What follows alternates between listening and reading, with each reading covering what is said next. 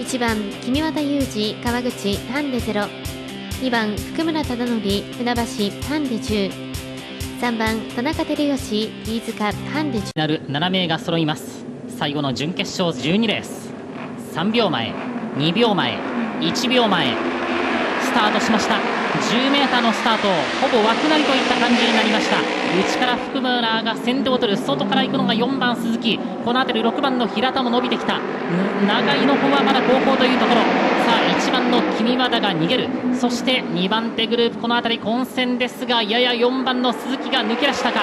この後ろ外を回って6番の平田と7番の長井、さあ前は4番の鈴木が1番の君和田に競りかける。ここで4番の鈴木が抜け出しますが、すかさず平田もやってきた。さらにこの平田の外、7番の長井です。さあ4番の鈴木が主導権を握る。やや前3人が抜け出した。さあ長井が平田の内を狙う。さらに鈴木の内、まとめてかわしていった。一気にここで長井が先頭に立ちました。長井が先頭、しかしまだ食い下がるか。4番の鈴木、そして鈴木の内を狙いまして平田が内を狙いますが、ここはまだ入れないか。しかしここでこじ開けていった。ここで平田が2番手、残りは3周になりました。長井がこの辺りでは突き放している。そして2、3番手、6番の平田、4番鈴木、この後ろまだ少し下がりまして5番の中口が追走。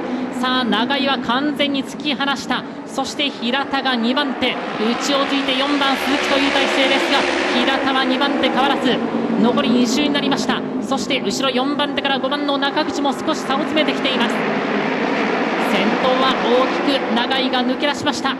序盤やや混戦でしたが、一気に抜け出してからは独走。長井が先頭、平田2番手、そして鈴木3番手。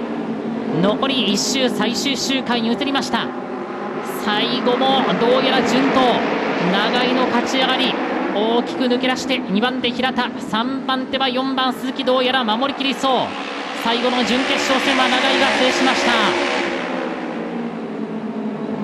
連勝複式67、440円。3連勝単式7番、6番、4番、1350円。3連勝複式467、300等円でした。2連単は7番、6番で